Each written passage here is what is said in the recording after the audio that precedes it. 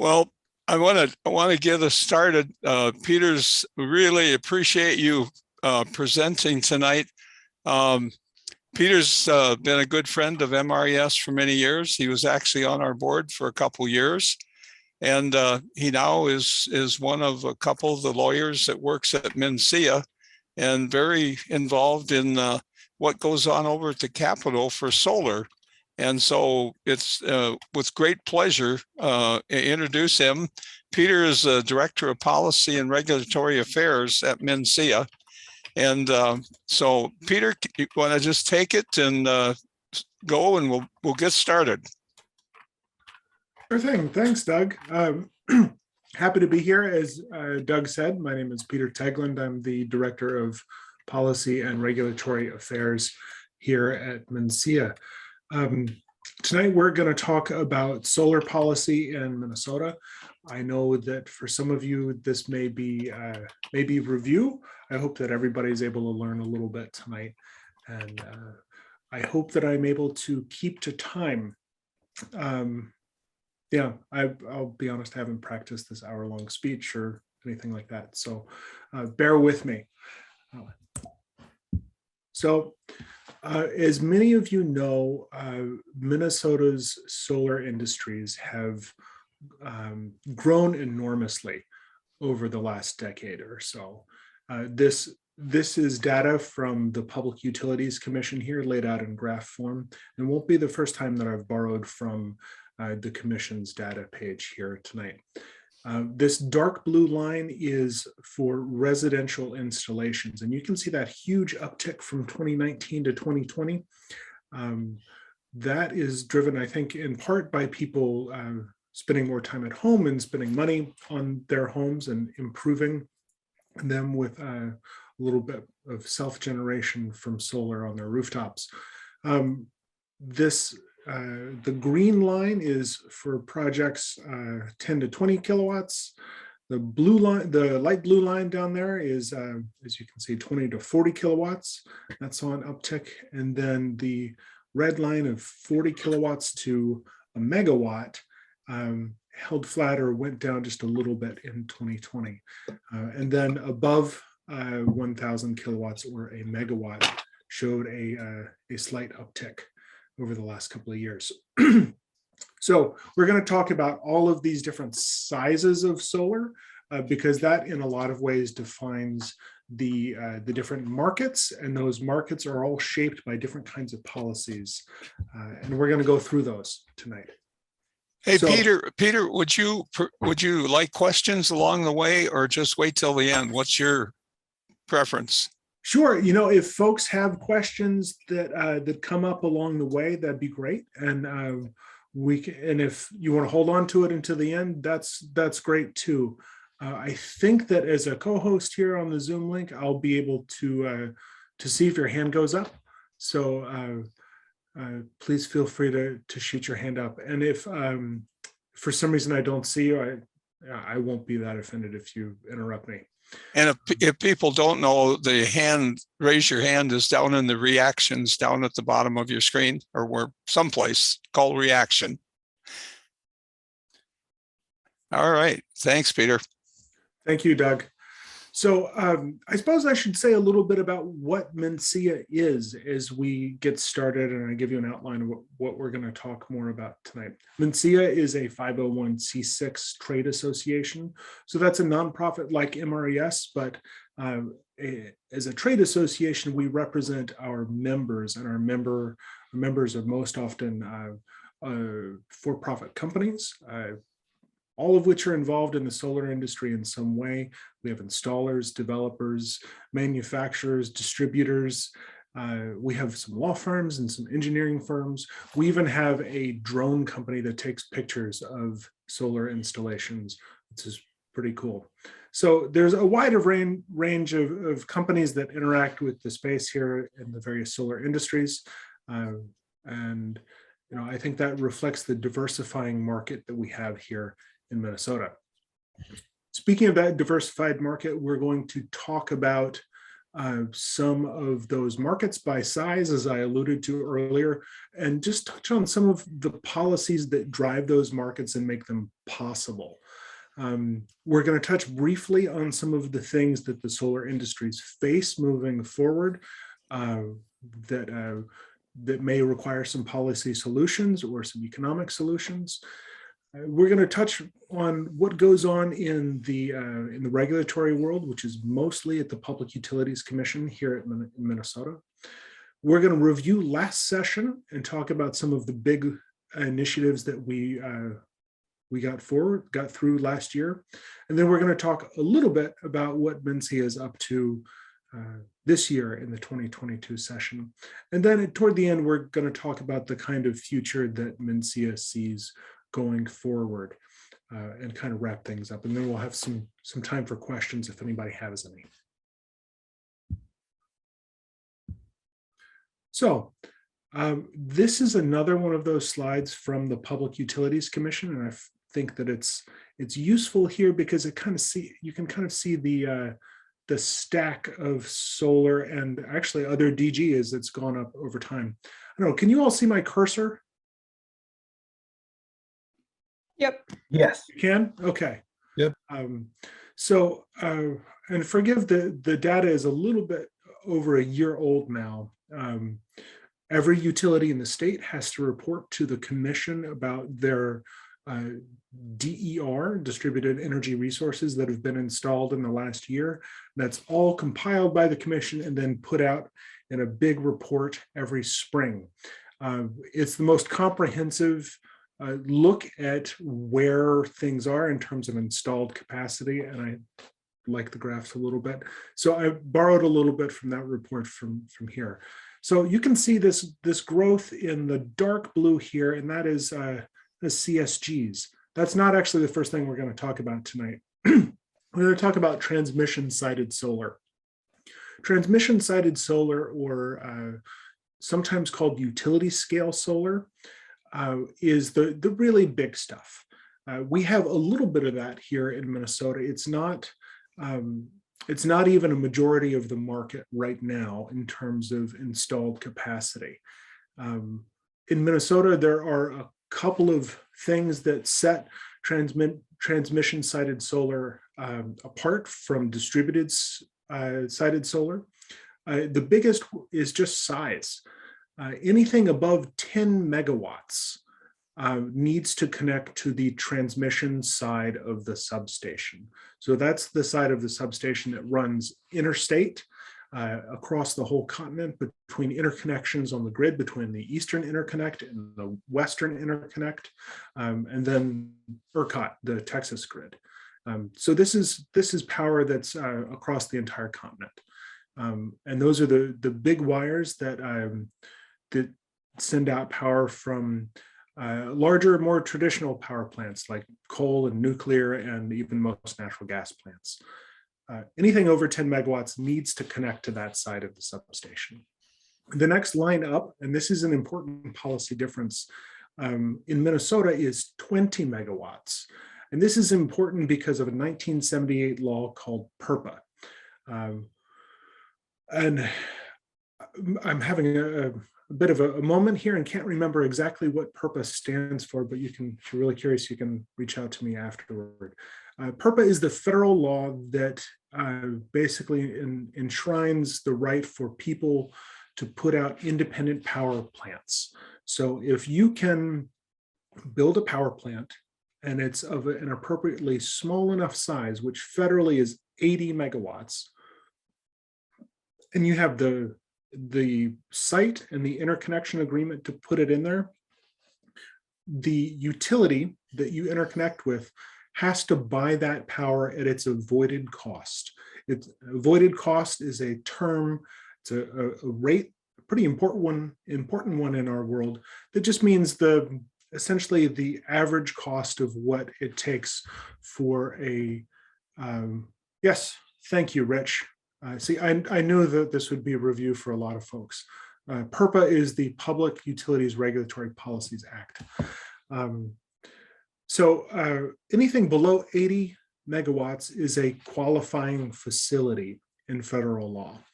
In Minnesota, there's actually an exemption that drops that down to 20 megawatts. So this is that second important line on the bulk power side of the substation, is 20 megawatts. Anything below 20 megawatts can technically interconnect so long as they can sign an interconnection agreement, have the site for it, and anything else. In practice, there's not a whole lot of qualifying facilities in Minnesota between 10 and 20 megawatts. Most of the transmission-sided solar we have is above 20 megawatts, and it's put out by a request for proposals from utilities to procure some solar. Xcel Energy, which is the largest utility in the state, we'll probably be talking a lot about Xcel tonight, is currently in front of the Public Utilities Commission getting essentially permission to put in a 700 some odd megawatt site at the site of the Sherco coal plant. They're retiring some of the boilers there and plan in their integrated resource plan to phase coal out of their system as they increasingly try and reduce the amount of carbon on their grid. The benefit to that for solar is that there's a lot of transmission infrastructure set up there. There are all those transformers, there are those wires, poles, everything else that you need to put a lot of power onto the grid and generate it centrally. There also happens to be some land there that Xcel can use for this Sherco solar site project. They plan to put in a really huge amount of solar, all more or less on one interconnection there.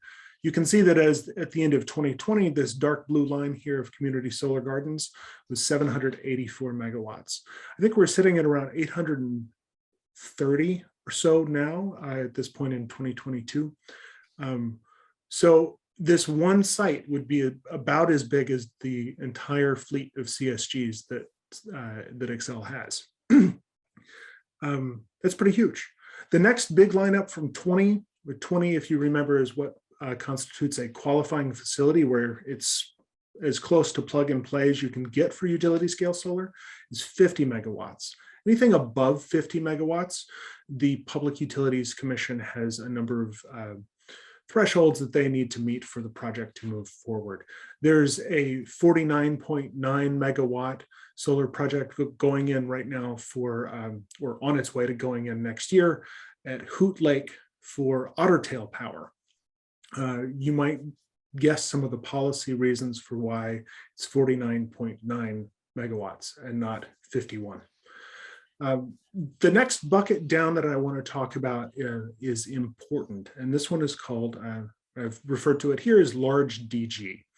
And in effect, this bucket is, sometimes people will call it the fourth bucket. Barbara, that's a great question. I would love to talk about that after I get through this this overview of the different buckets here. So for larger DG sites, this is between 1 and 10 megawatts, and this is for connecting things on the distribution side of the substation. So this is the side of the substation that goes out to your homes, to your businesses. If you look outside, you can probably see some poles and wires out there. That's the distribution system. That's designed to, as the grid was originally designed, to send out power from a centrally located power plant to homes and businesses and utility customers.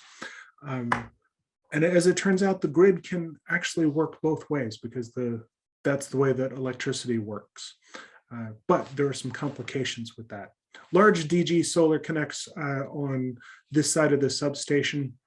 A great example of that in Minnesota right now is something called the Aurora Project. And the Aurora Project is a series of 5 to 8 or 9 or 10 megawatt projects that are clustered close to substations. And back when this project was approved for Xcel Energy, turned out to be cheaper than natural gas peaking plants for its levelized cost of energy.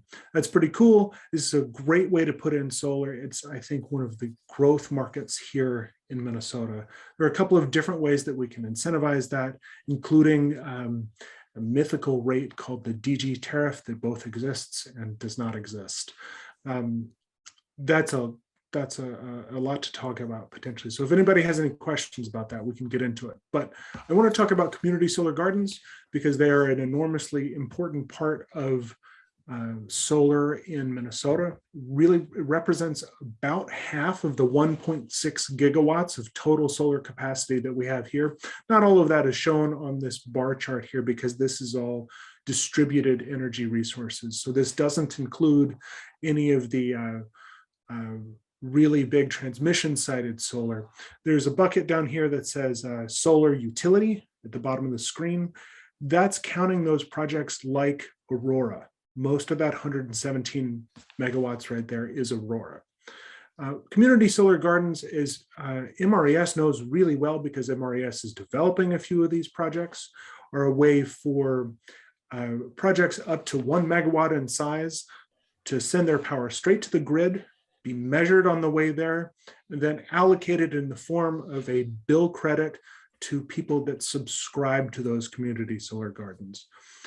The idea is to provide some of the economic benefit of going solar, some of those energy savings that customers can get to people that don't have the rooftop space or live in an apartment or just have a really shady spot where they live, or the businesses or any number of folks that can benefit from this sort of arrangement. It's not quite virtual net metering because you're not offsetting kilowatt hours with kilowatt hours. You're offsetting dollars and cents with dollars and cents.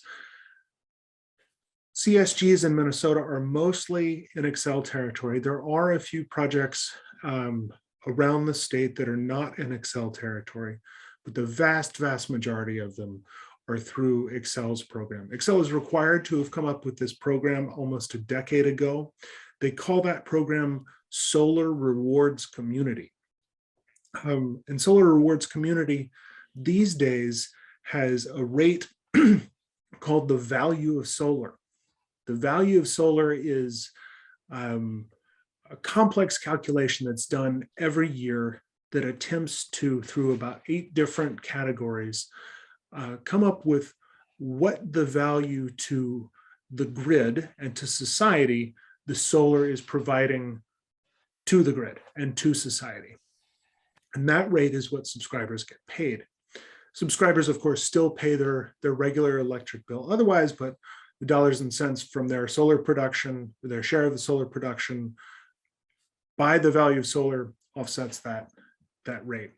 Before the value of solar was agreed upon, so for the first couple of years where the CSG program was live, there was something used called the applicable retail rate. And as it turns out, most of the CSG fleet that's online in Minnesota uses the applicable retail rate. And that just says that, hey, if you're a retail residential customer, the rate that you get from your solar garden is the same rate per kilowatt hour that you have to pay for it. It's still a dollars and cents offsetting dollars and cents arrangement, but the rates are different. So there's a lot to say about CSGs. I could spend all of tonight talking about CSGs, but there are other important aspects to the solar industry here in Minnesota too. Below one megawatt, most solar garden or most solar installations are net metered. Sometimes that's abbreviated, as I've done here, as NEM, of net energy metering. In the public utilities territories, that's Excel, Otter Tail Power, and Minnesota Power, you can net meter your energy up to 1 megawatt.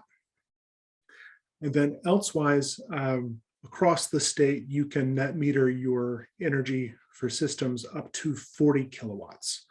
And in a net metering arrangement, as many of you probably know, you are just trading those kilowatt hours for kilowatt hours. The actual wires connected to your house go through your own electric system. Sometimes people call this behind the meter as opposed to front of the meter systems. So we have solar on our garage, and back there, those wires go into our electric panel, and any electricity that we're using when the sun is shining is offset by that solar production. And if we're using less electricity here than the solar is producing, it's going to send electricity all the way through our electrical circuits and out to the distribution system, where it goes out to our neighbors and the other folks on the same feeder line. Important policies aside from the net metering laws here in Minnesota are some of the incentive programs that we see here. The largest is Xcel's Solar Rewards program. And even though in Xcel territory, you can net meter up to a megawatt project, you can, solar rewards projects are only eligible for projects of 40 kilowatts and below. And they can really be no bigger than 120% of your average annual usage. In co-op territory, and if you're net metering without solar rewards, you can build a 40 kilowatt system, no matter your own consumption at home. The other big policy for net metering here in Minnesota applies to demand metered customers. This is a lot of commercial, industrial systems that pay for their electricity at a lower rate, but they incur a demand charge based on using the most amount of electricity that they use as compared to the peak demand on the system. And demand charges are a way of incentivizing big users of electricity to use less at peak time. And solar PV actually offsets some of that demand at peak times, because it produces typically in the afternoon when the sun's shining, and most of the utilities peak is at that hour. For Xcel territory and for demand metered customers, you can enroll in something called the PV Demand Credit Rider. And that program is not an incentive, but is a reflection of the value that your PV system provides to the grid for producing on demand and reducing the amount of demand and the stress that you're putting on the grid for that load. So I know that that's a lot for this slide, and I know that we've got a lot to talk about, so I'm going to keep moving along. Some of the things that the solar industry faces in the coming years are, I would say, these four things. The top one is interconnection. We've talked a little bit about the grid, and forgive me if this is review for anybody, but when you put electricity back onto the distribution grid or back onto the transmission grid, the wires have only so much capacity. You can measure that capacity in a few ways. The biggest one and kind of the absolute limit is the thermal capacity of the wires. If you put too much electricity on that wire, it will actually overheat, and electricity will start spilling off of the wire and doing things you don't want to. So the utility doesn't let us get up to the thermal capacity of a given system. We also don't typically want to exceed daytime minimum load, because that can do things to the utilities system that they don't much like. So there are different ways of measuring the capacity of the distribution system, and also, I guess, the transmission system. But what's important here, and the important takeaway that you should take with you here, is that some of the best places to put solar have been filled up with a lot of solar over the last 5 to 10 years. That first chart that showed all of those cumulative interconnections, some of these places have seen a lot of solar go in. Part of that is actually due to the success of the Community Solar Gardens program. As some of you may know, that program requires you to live within one contiguous county of where your solar garden is. Most of the people in Minnesota, and certainly most of Xcel's customers, live within the metro area, and there are only so many counties there in a tight little ball here. And I live in Minneapolis, and I think a lot of you do also live in the Twin Cities metro. So this means that some of the exurban counties around the metro, where land is a little bit less expensive, have seen an influx of a lot of community solar gardens. Well, that means that these rural distribution lines, which probably weren't built for as much solar as there could be demand for, are filling up. So there are a number of ways that we can address interconnection, and we'll touch on those a little bit later. I put down supply chain constraints, and this was kind of a hot topic in 2021, and as I understand it, continues to be in 2022. In 2021 was we saw, I think for the first time in at least a decade, the price of solar modules tick up a little bit. And this is mostly because the rising cost of polysilicon, which is that blue stuff that is one of the base ingredients for making a solar panel. Another challenge we face on the horizon is recycling. Lifespan of a solar module and a solar system is typically 25 to even 35 years, which is a fairly long time. That's more than a generation. And most of the solar modules in Minnesota are not more than 10 years old. But it's important that we have a plan to do something other than landfill these things when we're done with them. There's, aside from polysilicon, there's aluminum, copper, and occasionally some silver and some rare earth minerals that are present in there. It would be wasteful to put them in a landfill because there are some valuable materials that we could reuse if we were to recycle them. And we want to be good stewards of the environment. Figuring out exactly how that recycling system works, and I don't necessarily mean the physical act of recycling them, but the policies surrounding recycling are important things for the industry to figure out over the next few years. And then lastly, I put down policy as one of the major hurdles that we have here. If there's one thing that you take away from tonight, I hope that it's that Minnesota's solar policies have driven all of this solar deployment. That's economic growth, that's carbon mitigation, it's energy democracy. It's a lot of great byproducts of this solar development. And it's only really possible because of the laws and regulations that the state has in place. We have a pretty good solar resource in Minnesota, as MRES knows. The big difference between Minnesota and our neighboring states like Wisconsin or Iowa or the Dakotas is that solar policy. We don't have that much more sunshine than South Dakota. I'm sure there are parts of South Dakota that have more sunshine than we do, but we have a booming solar industry here and South Dakota does not. Its policy is the reason why. It's also a potential hurdle. Policy can change as the winds of politics shift around, and as new technologies come online, we need to adapt our policy to those new technologies. And as we see some of these other hurdles, we need to adapt our policy as well.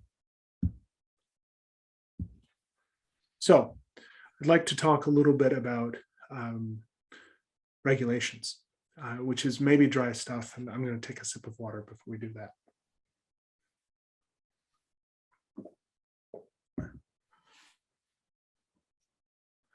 So has anybody here ever visited the e-docket system at the Public Utilities Commission? Yes. Yes. Okay. Okay. Wow. I forget that these are my people here, and you guys are into this this geeky, nerdy stuff as much as I am. So you know about the e-docket committee. What's that? I miss you on the advocacy committee. Oh, thanks, Rich. This is reminding me that I promised that I would answer clouds going over some of these larger systems and creating that flicker. That is a great question that you mentioned earlier, Barbara. There's not necessarily danger from it. What this does is that it does create fluctuations in load and can potentially create this flicker. And that's just the amount of power going in and out. And one of the issues that any intermittent systems can create is a frequency regulation. The grid, I don't know if you all know this, operates in alternating current. I see another question down here with inverter capacity. So you all know the difference between direct current and alternating current. For those of you that don't, alternating current, it just means that there are pulses of power. I'm not an electrical engineer here, so forgive me if I screw this up, but there are pulses of power that come around at about 60 beats per second. That's 60 hertz. That's what the American system runs on, at least. In Europe, they run, I think, at 50 hertz. If that fluctuates too much, you have power quality issues. And for more sensitive applications, that can be a thing that can screw up electronics. And flicker on these larger systems can potentially induce that. However, there are ways of dealing with it with smart inverters, with just a little bit of storage can help you get through that. And because of the sheer size of the transmission system, there's so much power going on there at a given moment that even 700 megawatts of solar on the scale of the transmission system, even some flicker there can be dealt with. So Barbara, that's the short answer to your question there. Pete, I see your question here, oversupply of PV panels versus inverter capacity. Would you mind speaking up a little bit and clarifying your question for me?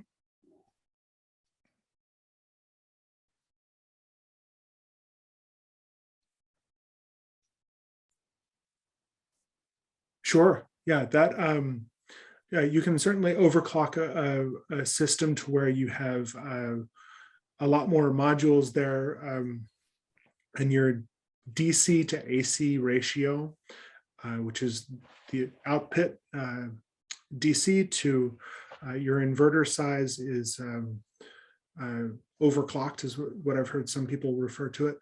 And this keeps that output through the inverter, that's that device that sends it to the grid in alternating current, keeps it at a constant level. So yeah, it's a great way to deal with it as well. And I think that a lot of CSGs these days are a little bit overclocked, which means that their carrying capacity is pretty good. So the eDocket system, I know that we're running a little bit short on time because I'm talking quite a lot. So I'm going to maybe breeze through this a little bit and try and pick up some time. I picked a few of the important dockets that reflect some of the things that we've talked about here. These numbers, what they mean is this first two digits here are the year that the docket started. And then the next digits are essentially the next one up. So one of the largest dockets that the commission has right now, at least that I'm familiar with, is 13867. That has to deal with Excel's community solar program. That's the community's rewards or solar rewards community program. There was a hearing this morning actually about the value of solar, the 2022 value of solar, which is, Rich, go ahead. Oh, thanks, Mark. That was me. Rich, did you want to say something? No. Did I hit the thing accidentally? Maybe. No, yeah. no, please, please go ahead. I didn't have anything to add there. I wanted to hear what you were saying. Okay, fair enough. I just saw a little green box go over your name. Yeah, so there was a hearing about the 2022 vintage value of solar this morning. As I alluded to earlier, the value of solar is calculated every year, and then it gets approved by the commission. And like every other stakeholder process at the commission, there's an opportunity to make public comments. Sometimes the commission will invite you to show up to that hearing. This morning, the commissioners didn't ask all that many questions, and they approved the 2022 value of solar as calculated. None of the commenters suggested that Excel's calculation was in any way wrong, which is great. We love to see things move smoothly like that. And then the commission this morning also said that they're going to issue a new comment period that will be about locational value of solar and some fun stuff like that, which is a way to try and get it whether or not solar in a specific part of the distribution grid is more valuable by offsetting distribution costs, which is one of the components of the value of solar, more than this place over here. It might be an interesting way to solve some of these interconnection issues and use some market theory to get at this. So fascinating stuff. There's a lot of issues that are going on in the CSG docket. Interconnection is often handled in the 16521 docket. I've put down 3 things there: MnDIP, technical standards, and DG tariff. These are the 3 phases of the distributed energy resources interconnection rules that started in 2016. The first phase is the Minnesota Distributed Interconnection Process, MnDIP. And those are the rules for interconnecting distributed energy resources here in Minnesota. The technical standards are exactly what it sounds like. It's sometimes abbreviated as TSM, the Technical Standards Manual. This is for the engineers out there, not the attorneys. We're generally bad at math. And then lastly is the DG tariff. I mentioned this earlier, and this is potentially what would go in that mid-market segment of large DG of solar that's above 1 megawatt and less than 10 megawatts. The interconnection statute, which is what gives rise to all of these things in the docket here, that's 216B.1611. It was written back 20 years ago, demands that all utilities file a tariff for a generic distributed generation tariff. The issue is that, and this would be great, this would be a rate where you could go to any utility and say, I've got a qualifying facility. It is less than 10 megawatts and it's going to connect to the distribution side of the grid. I would like 1 distributed generation tariff for my qualifying facility, please. May I have that rate? And that's the way it's supposed to work. The issue is that most utilities don't provide that rate until you have a legally enforceable obligation, which is to say you've got all your ducks in a row, the project's about to go and interconnect, and then they tell you what the rate is. Well, as a developer might say, well, I can't build a project if I don't know what the rate is. So it turns out that the DG tariff is a little bit like Schrodinger's cat in that it both exists and doesn't exist. You know that it exists over there, but you don't really know where it is or what it's doing until you look directly at it. And you can't really do that until you have a full project. So you see that kind of catch-22 there. MnSEIA and other groups have been working at the Public Utilities Commission to make that DG tariff visible and transparent and published. And there may be some trade secret issues with the utilities. At least that's their argument. But we hope to make that a reality, and that may create a whole new market segment for solar here in Minnesota. Regardless, a few other important dockets here are the solar awards docket, where every year the rules of the road get applied to Excel's solar awards program. That one and the solar awards for schools are a little bit different in that the Department of Commerce makes the final decision there and not the Public Utilities Commission. Fun fact. Minnesota Power's Solar Sense program is in 16485.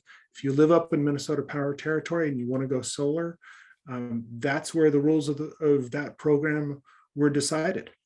It's a pretty good program. I would encourage you to check it out. The next 2 dockets I want to highlight, if you all have some time to kill and want to get super nerdy, you can go check out 19398, where you'll find Excel's Integrated Resource Plan. I would check this one out as of late. Actually, just a couple of weeks ago, there was a hearing on Excel's integrated resource plan, and big takeaway is that Excel is moving toward a world with much more wind, much more solar, and much more storage than it has in the past. And just about 7 or 8 months ago, Excel shifted gears and went more down this renewables and storage heavy path than they had been planning to just prior to that. So really great news there.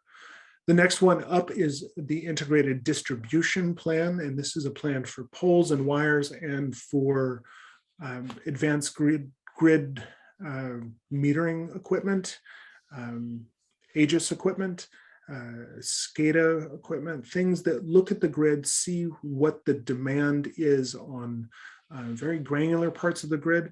And this is the kind of technology that we're going to need when there's more distributed energy resources on the grid. That is to say, more rooftop solar, more at-home storage, which is becoming a thing, and more EVs.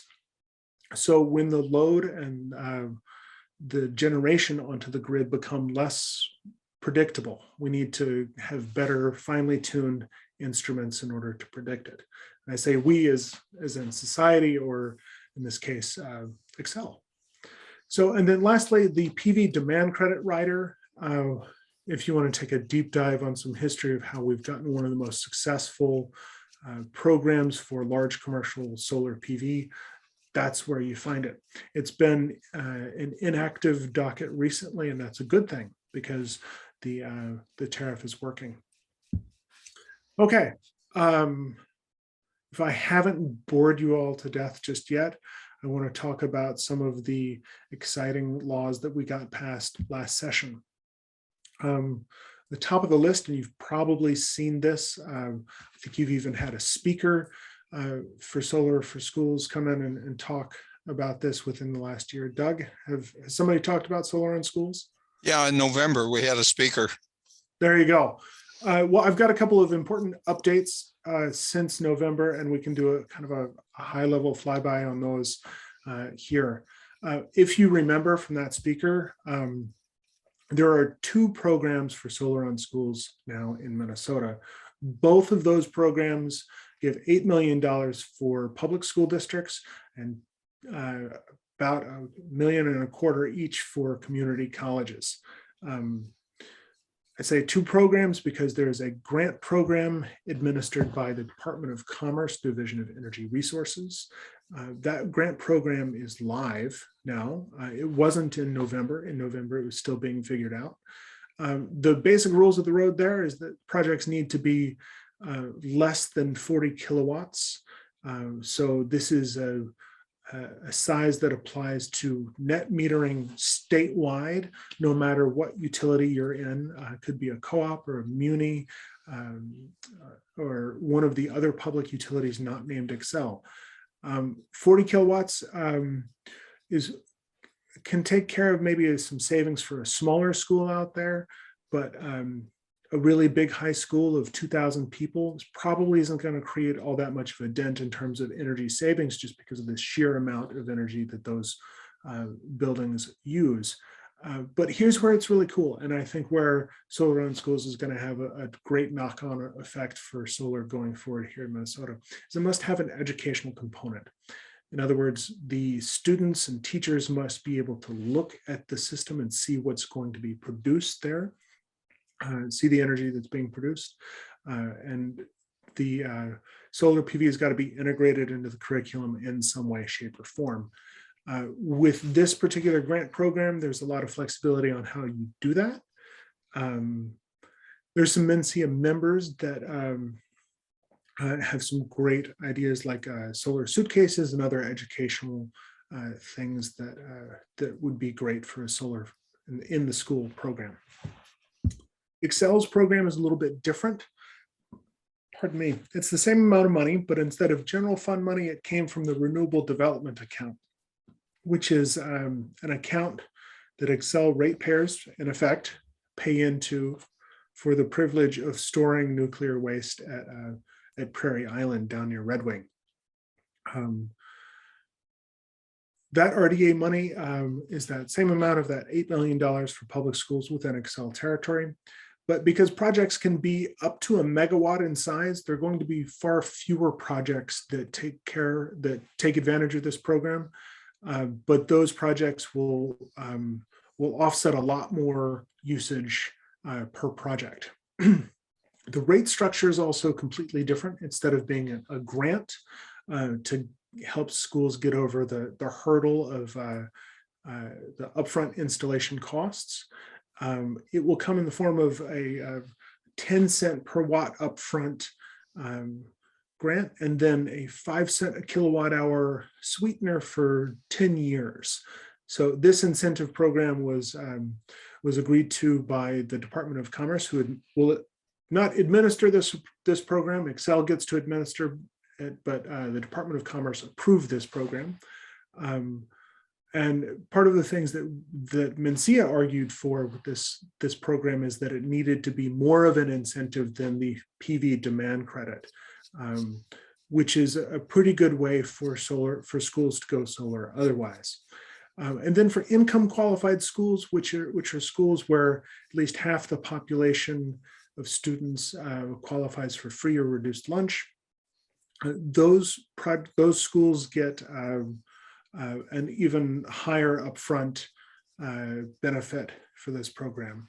And that program should be particularly valuable for those schools and save a lot of money that can be reinvested into the classroom or for teachers. So really exciting stuff going on with Solar for Schools. The Department of Commerce grant program is already sold out already, and it's just mid-February. We've spoken with some legislators already about and advocated for increasing money going into that program. The Excel program is going to be live soon. They've filed their final tariff, and we're counting down the days until that tariff is approved and they can open up the program for applications. One of the other exciting things that came out of the 2021 session was Brightfields. Does anybody know what a Brightfield is? Landfill site.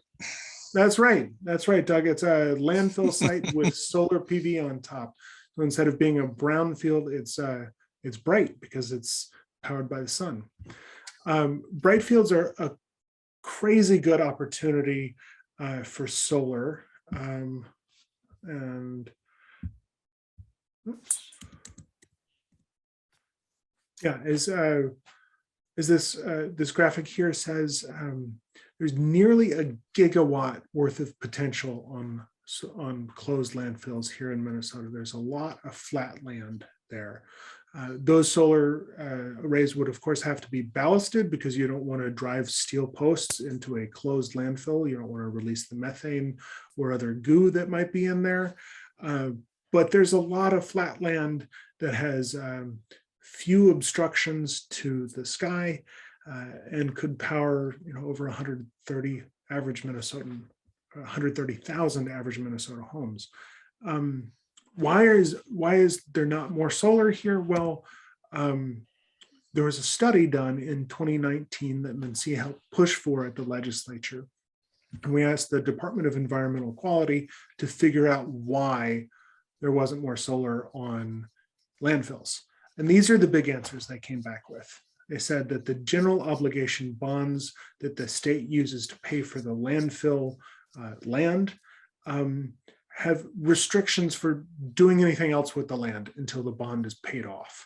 So you don't want to redevelop the land until the state is done paying for it. And some environmental quality reasons as well, because you don't want the landfill to stop settling before you start messing with anything on the cap.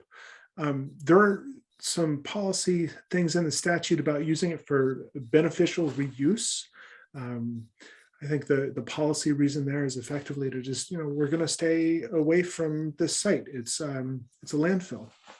And then there are also some technical barriers, like we've alluded to, in that you don't want to drive steel piles into a landfill cap and release any methane or landfill gas. So this is kind of the timeline that we've gone through here. It's been almost 2 years since the Environmental Quality Board got back to the public with the results of their study. And with that in mind, in the summer of 2020 and the fall of 2020, going into last year's session, we at MnSEIA thought about how we might go forward with it. I'm going to tell you the solution we came up with and the solution that's going in place. We're going to start with a pilot project, and it is at the Anoka Ramsey closed landfill site. That's this site right here. So the project's actually going to be on the skirt land, so that's on the land immediately around the landfill, which is still included in this bond. And we're going to take $100,000 from the general fund to pay off that general obligation bond. So to free it from the restrictions that bond's create. So as long as there is a bond to be paid off on these general obligation bonds, you can't do anything else with it. That's part of the terms for the bond. Some of these landfill bonds, Rich, are written 30 and 35 years out. As it turns out, the one on the Anoka Ramsey landfill was really close to being paid off. So basically the state came in and said, we're going to pay off this bond now. We're going to accelerate the payment on this. It's kind of like a mortgage, though not really. And we're going to free up this land for other use. We're also going to change the statutory the language around closed landfills to say that, okay, so long as there's no general obligation bond there, there's a specific carve out for solar for beneficial reuse. And then lastly, and this is the really exciting part of how we might get toward that gigawatt of solar potential there, is the establishment of the Solar Enclosed Landfills Fund. The lease payments from this project, which will be owned by Connexus Energy, it's a cooperative on the north side of the metro. The payments from Connexus will go into this Solar Enclosed Landfills Fund. That fund can then be used to pay off other general obligation bonds on other closed landfills to create more of these processes. And you can imagine that maybe 5-10 years from now, when a few of these have started rolling, we've got a big snowball effect, and suddenly solar is paying off the bonds associated with landfills across the state, and it's creating opportunities to turn these brownfields into Brightfields. I think this is super cool, and it started with only $100,000 of general fund money. MnSEIA is really proud of this legislation that we helped get forward. A couple other things happened last session that are pretty exciting, and they have to do with workforce development and manufacturing. $2.5 million has gone to a workforce training center in North Minneapolis. Perhaps MRES has talked about this before. Jamez Staples has been leading the charge, and his Renewable Energy Partners group has helped push forward for this workforce training center. It's accessible by a lot of public transport. It's really a great way to introduce more people to the professions around renewable energy, and particularly solar. There's a fair bit of work to be done in putting up all this solar in the state. There are a lot of jobs to be created, and they're pretty good paying jobs, as it turns out. There's also $5.5 million of renewable development account money to the Renewable Energy and Industry Park in Mountain Iron, Minnesota. It is a city-owned solar module manufacturing site. It's currently occupied by Helene, which makes really fantastic solar modules that are used across Minnesota, across the United States, and the world. These are tier 1 modules, which is a kind of rating that means that they are the highest quality in terms of their reliability and capacity. And this means that they're very financeable. You can go to any bank in the world that finances solar projects and say this is a tier 1 module, and you'll get the best rates from the bank for using that. And This will now be the largest manufacturer of tier 1 modules in the Midwest and the second largest in the United States, if I have that right. So really exciting stuff that came out of the 2021 session. Does anybody have any questions about that? Doug, go right ahead. Oh, I was just going to mention that MRES has a solar garden that's currently under construction down in Hayfield, Minnesota, is using Helene panels. Sure. And we're really excited about that we're staying within the state, and we're also using local labor. So that's been one of our goals all along the way. And we're hoping that'll happen on project number 3 up in Northeast Minneapolis. That it'll be coming up here probably this year. So anyway, MRES that's been one of their goals, is to keep the work local. That's wonderful to hear, Doug. Yeah, that's really great. And it's one of the things about solar and distributed energy is that it tends to send some of the economic benefits of generating energy. It tends to keep a lot of those benefits local and in the grassroots and democratized, because everyday citizens can contribute to producing electricity onto the grid. So I would like to talk about some of the initiatives that we're moving forward in 2022. I know we are getting really short on time, so I apologize for my long-windedness here, but maybe this is what you all came for today. We have a really ambitious legislative agenda at the Capitol this year, and that is reflected in the amount of coffee that I've been drinking while session is in process here. These are the 11 categories that we're working on, and we have at least one bill that we are supporting or working behind the scenes to help craft in each of these 11 categories. So interconnection, as we've identified, is one of the big hurdles that the solar industry in Minnesota faces. Moving forward, we've got a number of different ideas as to how to make that interconnection process better. I should also add that the commission in that 16.521 docket just issued an oral decision with a written order forthcoming to refine the MnDIP. I apologize for missing that earlier. So there's an opportunity at the legislature to build on that there and find other ways of creating more opportunities to interconnect and to make that process smoother. Energy storage is in many ways the next frontier, or the next technological addition to distributed energy resources. A lot of people will say, well, the sun's not always shining, or the wind's not always blowing, so renewables can't always make electricity, as everybody here at MRES knows. Storage can mitigate a lot of that problem. There is a long-term storage focused company that does business right here in Minnesota. They're a member of MnSEIA. They're called Form Energy, and they actually store electricity for the long term through the use of iron and oxidizing iron. It's really cool stuff. I'm still learning about how that works as we're learning about energy storage policy here in the state. One of the things we've learned is that the technology is zooming right along on storage, and the prices are coming down, and it's becoming more feasible, and it's going into more people's homes and more people's businesses and adopted into more utilities grids, but the policy is behind. So we need to create that policy that facilitates storage moving forward, just in the same way that we've done for solar here in Minnesota. Community solar gardens are considerably more mature than energy storage, which is crazy to say, and that the legislation that gave birth to them is only 9 years old.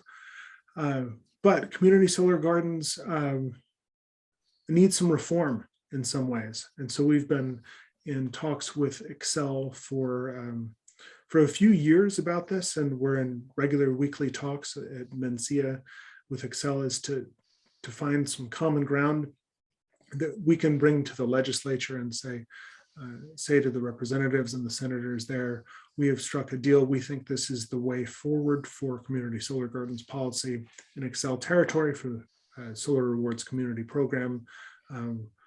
And if you agree, we'd love it if you were to put this into law.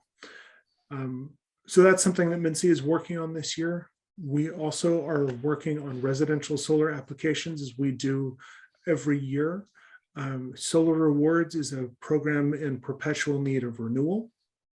And there are a few other programs, other things within the residential space that MnSEIA works on to keep running smoothly. Labor and workforce development are another big thing. We need to find the next renewable energy partners training center, as it were, to move forward to develop labor in the workforce and to make sure that there are accessible pathways forward to put more steel in the ground. Also, while working with our labor union partners, many of whom are members of MnSEIA. There's no reason that those two things, accessibility and existing unions, can't work together. We are also trying to find ways to work with solar in co-op territory. Excel will tell us often that, hey, we have so much more solar than the rest of the state. Stop picking on us, go pick on the co-ops and the other IOUs. And we will tell Excel, you know, we're working on it. And we also want to be respectful of the different ways that co-ops are organized, and that it's not run by or for shareholders for co-ops and municipals out there, but by and for the customers themselves. So that's different policy landscape that's going to require different solutions for that. There's this solar bill of rights. The big initiative there is the right to put solar on your own house if you live in an HOA. Some HOAs, that's homeowners associations, will keep you from putting solar on your own house. Oftentimes simply because they don't understand it. This is a policy platform that's passed in 28 other states as of a couple of weeks ago, when Ohio passed their solar and HOA law. In the commercial and industrial space, that PV demand credit that we mentioned is really great for Excel territory. We'd love to see it expand to other Excel territories or other utility territories. And we think that there's a place for the legislature to act in that respect. This mid-scale market development idea, that's kind of like the DG tariff, and there might be ways to get to a similar sort of thing by going back to that original legislation or creating some new legislation entirely. In terms of utility scale development, we're working with our partners in that arena to address the issues that utility scale solar development needs. These are often in terms of siting. It's a whole different world of rules for siting a 100 megawatt solar project, as we talked about an hour ago, than there is for a 5 kilowatt solar project on your house. And then I put down here defense work. Every session, there's some piece of legislation that comes out that is in some way, shape, or form anti-solar. And we need to be vigilant for that and mobilize it against it when it's necessary. Doug, I see you have your hand up. Yeah, Peter, question I had, is it the community solar garden number 3, where the contiguous county action? I know Jamie Long was talking about that the other day, that needs to get changed. Is that where MnSEIA is going to focus on that issue? Doug, I don't want to give away too much of what we're working on in the community solar gardens space, but I don't think it's a secret. As you just mentioned, the chair of the House Climate and Energy Policy, Finance and Policy Committee, Representative Long, has mentioned it, and we've mentioned it in the past, that contiguous county restriction is one of the things that that's holding back the development of CSGs and really kind of putting some artificial restraints on the CSG market. So yeah, that's one of the things we're talking about, and hopefully we can get that lifted. Rich, go ahead. Yeah, of the items you've laid out here, what are the maybe top 2 or 3 priorities for MnSEIA to focus on and try to get passed this year? Sure. Well, they are in no particular order here. And I think other folks at MnSEIA might disagree as to what's the most important. I'm not even sure I can give a great answer to that. Sometimes it varies by the hour as to what seems to need the most attention. And in my experience, your opinion is okay for us.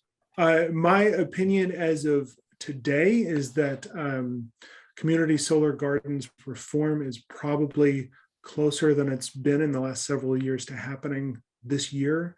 That the conversation with co-ops is a relative new one, but it can create a lot of good possibilities for our mutual benefit.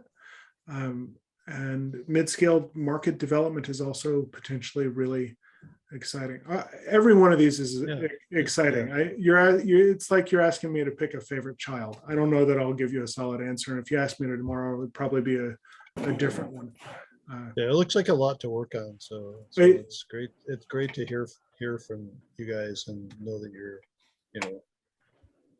carrying the ball or carrying so many different balls.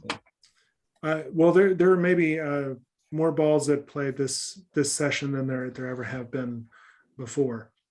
Yeah. James, Yeah. How do you think? Yeah, I've been watching the the energy committee, so I feel like, wow, there's all this great legislation going in, so but I know that the whole legislature isn't representative of them. I mean, everyone has different priorities and things, and they're all bringing them. So it's good to hear, hear from a different perspective. Yeah. Well, thank you. Yeah, I spend a lot of time watching the House and Senate energy committees as well. Sometimes I even show up there and testify.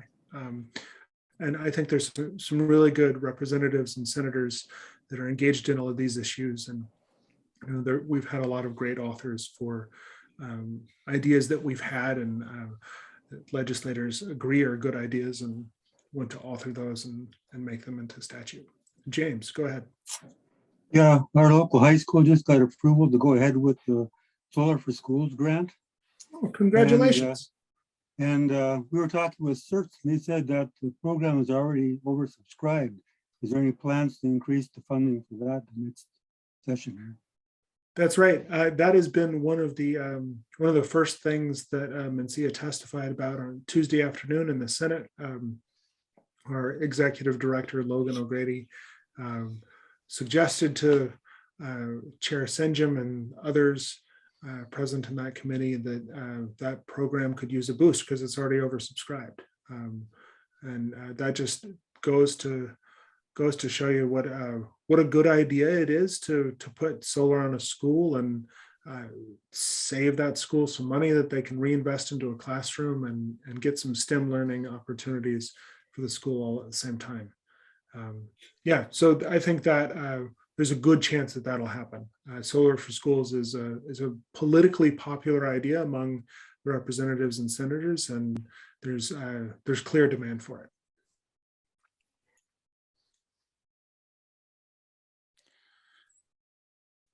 Chris, go ahead.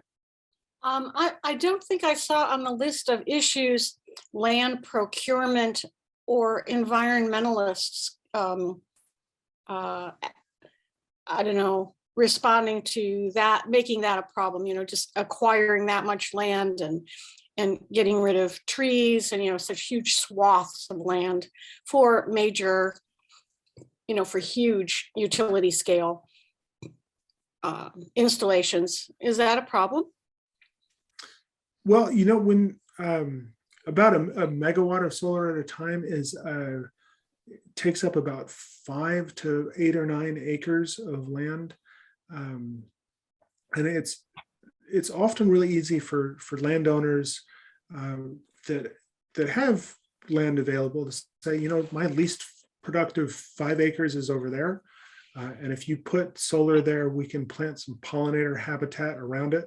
And that's actually going to improve the quality of my farmland surrounding that.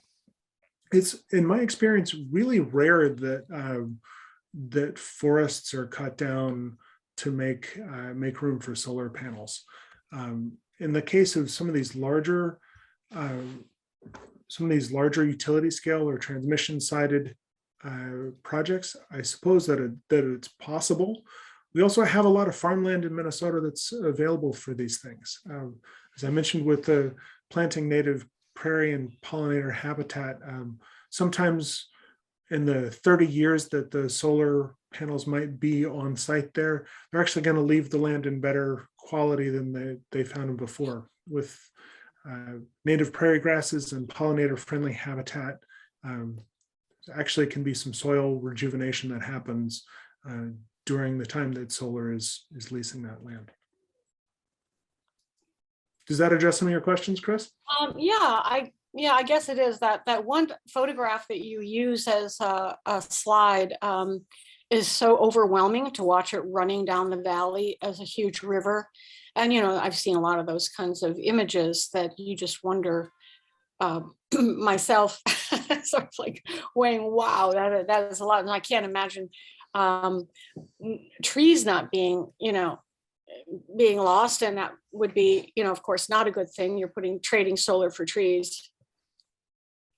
So Sure. That's good to hear. That's good to hear that that's probably rare is what you're saying. I think it is. That particular slide that I used earlier, I believe it was taken from a drone. And I'm pretty sure that was a series of 5 1-megawatt solar gardens that are all on the same site, which used to be something you could do in the early years of the program. You could co-locate up to 5 community solar gardens all on the same spot.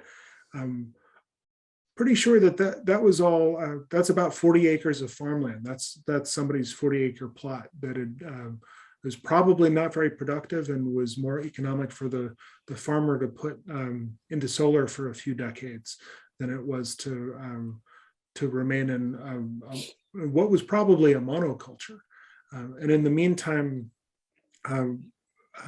again, with economics being the driving force and positive environmental benefits being a natural outflow of this, a lot of solar developers or asset owners have found it more economical to plant those native prairie grasses.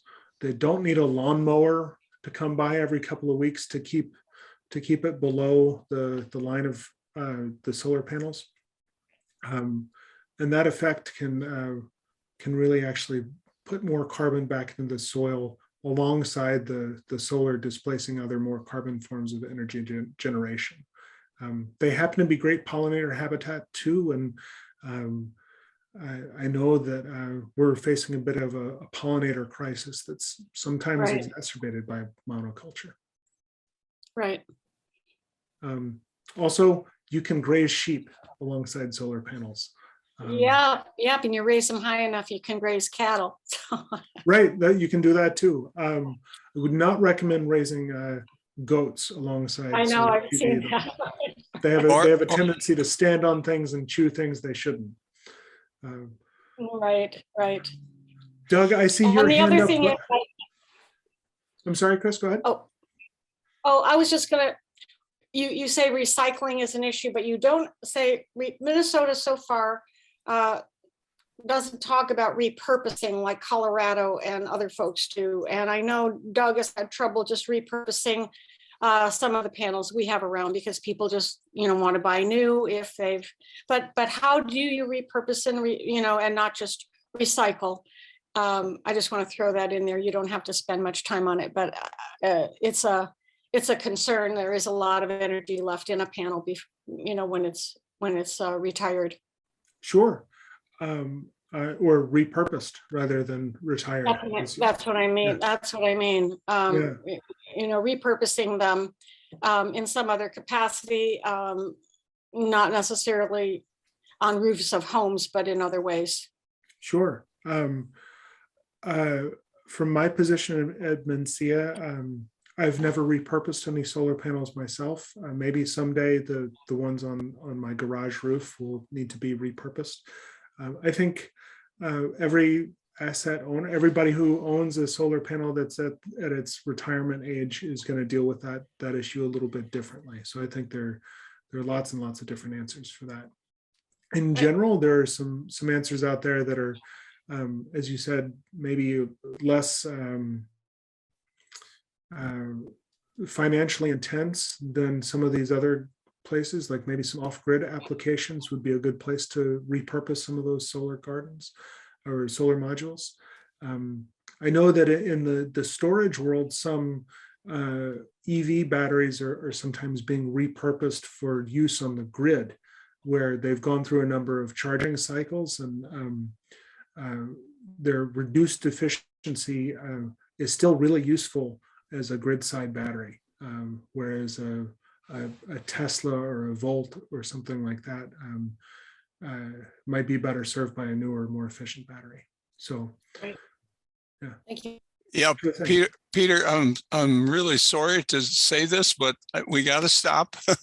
We do? And- yeah, and- I suppose I'm a little bit over time. If I can have another minute or two Sure, to go ahead. make a plug about where MnSEIA in general, and maybe where I more in particular see our world going in the next decade or two. It's toward a more distributed and smarter grid. As I've alluded earlier, the grid is becoming less and less that 19th and 20th century model where a centralized power plant sends electricity down a transmission wire to a substation where it gets stepped down to a distribution site and out there. As it turns out, there are a lot more points of generation in the grid of the future, and it's going to be a lot more dynamic. This picture here is of a solar plus storage project in Connexus, and Connexus, which is a member of MnSEIA, has already come to us with a few policy issues that need to be ironed out for this and other projects. And this is the sort of thing that will be going forward.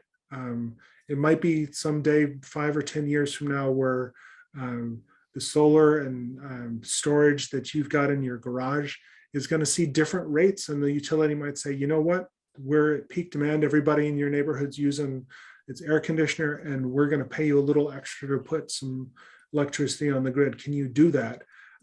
But they're not going to tell you that. They're going to tell your smartphone that, or you're going to tell your at-home grid controller that, and your grid controller is going to put generation onto the grid for your neighborhood, and you won't even have to think about it. That's a possible future out there, and that's a future that's it's a more democratic one, it's a more sustainable one, and it's one that's going to create more local jobs and more economic development that's to the benefit of those of us here in Minnesota.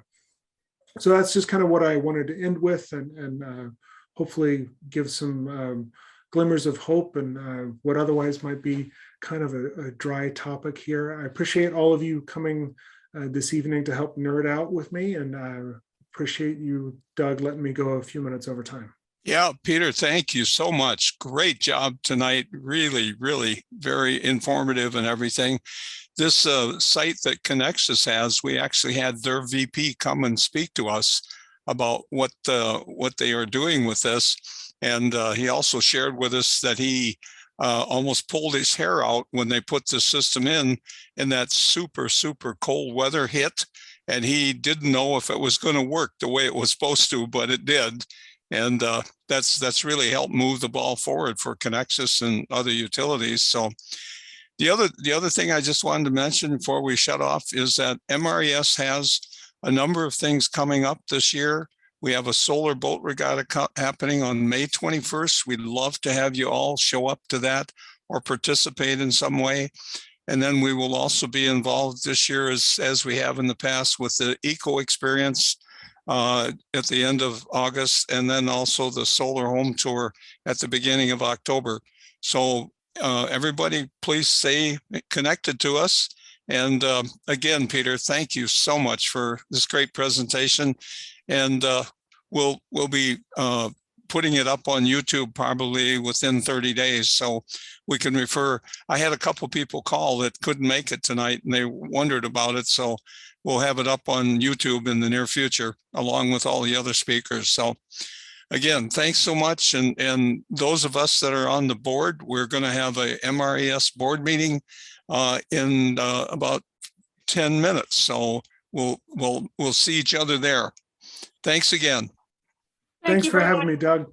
Thank you. Bye-bye. Bye now.